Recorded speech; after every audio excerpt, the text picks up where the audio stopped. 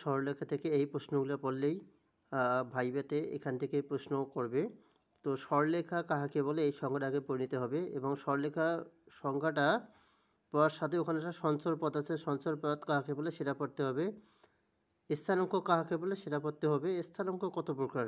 অনেক সময় বলতে পারে ভাইভা বোর্ডে যে স্যাররা বসে থাকবে বলবে যে স্থানাঙ্ক কাহাকে বলে, স্থানাঙ্ক কাহাকে বলে এবং স্থানাঙ্ক কত প্রকার? স্থানাঙ্ক কত প্রকার? 2 প্রকার। একটা আছে কার্তেশীয় স্থানাঙ্ক, একটা হচ্ছে পোলার স্থানাঙ্ক। এই সংখ্যাগুলো পড়ে নেবা। সরলরেখার ঢাল, এই ঢালের সংখ্যাটা পড়ে নিতে হবে। ঢাল বিশিষ্ট সরলরেখার সমীকরণ তোমাদের লিখতে বলবে y = mx + c। সরলরেখার সমীকরণ বলবে যে এই সমীকরণ যে c = 0 হলে তাহলে কী হবে? অবশ্যই বলতে হবে সমীকরণে 0 হলে এটি কী হবে? মূল বিন্দুগামী হবে, সেটা হচ্ছে y = mx। এখন m ঢাল এবং x1 এবং y1 বিন্দুগামী বা ঢাল এবং বিন্দুগামী সরলরেখার সমীকরণ তোমাদের লিখতে বলতে পারে, সেটা y - y1 = m × x - x1। অক্ষদ্বয়ের ছেদক রেখার সমীকরণ x/a + y/b = 1। তোমাদের অনেক সময় বলতে পারে যে অক্ষদ্বয়ের সমীকরণটি লেখো এবং ax + by + c = 0 হলে এটা একটা সরলরেখার সমীকরণ। তো এখানে বলতে পারে যে ab এর মান কি হতে পারে, মানে এখানে বৈশিষ্ট্য চাইতে পারে। তাহলে অবশ্যই ab এর মান কি শূন্য হওয়া যাবে না এবং অবশ্যই x y এর ঘাত কত হতে হবে? 1 হতে হবে। এটা কি তোমাদের ধরতে পারে যে ax + by + c হলে ab এর শর্তটা কি? তখন এই শর্তটা বলতে হবে যে a ও b এর মান শূন্য হতে পারে না, আর x y এর শর্তটা হচ্ছে অবশ্যই এক ঘাত হতে হবে x এবং y।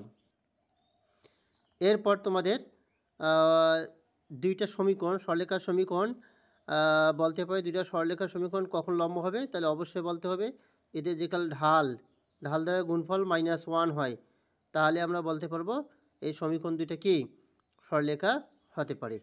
অবশ্যই এগুলো কি মুখস্থ করতে হবে।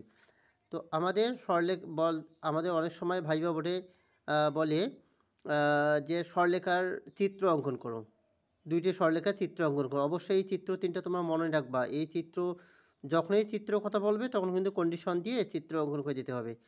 তো y = mx + c এটা সরলরেখার সমীকরণ। c = যদি 0 হয় তাহলে চিত্রটা হবে মূলবিন্দু। c = 0 হবে মূলবিন্দু। মূলবিন্দু কেমন? দেখো x অক্ষ এবং y অক্ষ আছে, তাহলে এটা মূলবিন্দু যাবে। তাহলে y = mx + c, তাহলে এটা হচ্ছে কত? c যেকাল 0 হয় তখন এটা কি এই চিত্রটা হবে মূলবিন্দুগামী। তোমার সরলরেখার সমীকরণ বললেই তোমরা এটা চিত্র অঙ্কন করে বলতে পারবা যে এখানে c = 0 হলে এটা মূলবিন্দুগামী। এরপর কি আছে? y = mx + c, যদি কাল c এর মানটা 0 থেকে বড় হয় তখন চিত্রটা কেমন হবে? x এর মান তখন মাইনাস হবে এবং y এর মান প্লাস হবে, তখন আমাদের চিত্রটা হবে এরকম। ঠিক আছে? তো 0 হলে একটা চিত্র আছে, সেই চিত্রটা তোমরা অঙ্কন করে দেখাইতে পারো এবং তার শর্তটা দেখাইতে পারো। যদি কারো বলতে প্রমাণ করো তাহলে তোমরা এখানে কি করতে পারো? কিছু মান নিয়ে এখানে দেখাইতে পারবা। এবং 3 নাম্বার যে চিত্রটা, এই চিত্রটা y = mx + c, তাহলে c এর মান যেকাল 0 থেকে কী হয় ছোটো হয় তখন আমাদের চিত্রটা হবে তাহলে আমাদের হচ্ছে x অক্ষ বরাবর যাবে, x অক্ষ পজিটিভ বরাবর এবং y অক্ষ নেগেটিভ বরাবর এই চিত্র হবে। ভাইভা বোর্ডে কিন্তু অবশ্যই সরলরেখা কাহাকে বলে, ঢাল কাহাকে বলে, সঞ্চারপথ কাহাকে বলে, এইগুলো অবশ্যই ভালো করে মুখস্থ করতে হবে। এগুলো কিন্তু ক্যাটার ম্যাটার করা যাবে না, একেবারে সুন্দরভাবে মুখস্থ করে ঢালা বলতে হবে। এবং যদি কাল বলে সরলরেখার সমীকরণের চিত্র, কয়েকটি সরলরেখার সমীকরণ লেখো এবং এর চিত্র অঙ্কন করো, তখন তোমরা এই তিনটা চিত্র অঙ্কন করতে পারবা। আর অবশ্যই কিন্তু তোমাদের ভাইভা ধরালেও কিন্তু লিখতে বলবে যে তোমাদের তোমরা তো এখন বললা একটু কিছু লিখে দেখাও, তখন এই যদি কাল সরলরেখার কথা বলে তাহলে সরলরেখার চিত্রগুলো অঙ্কন করবা। তো এইগুলো তোমরা অবশ্যই ইন্টারমিডিয়েট বই থেকে পড়বা।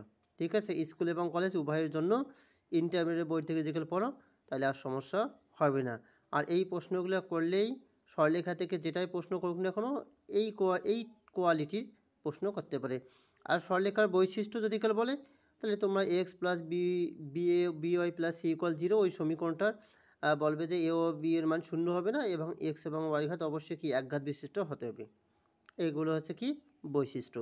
তো এইগুলোই পড়লেই তোমরা সরলরেখা থেকে প্রশ্ন, এর বাইরে আর কয় না। এটাই হচ্ছে কি রিয়াল ভাইভার প্রশ্ন। এই বিগত যে ভাইভাগুলো হয়েছে সেই ভাইভাগুলোতে এই কোয়ালিটির বা এই প্রশ্নগুলোই কিন্তু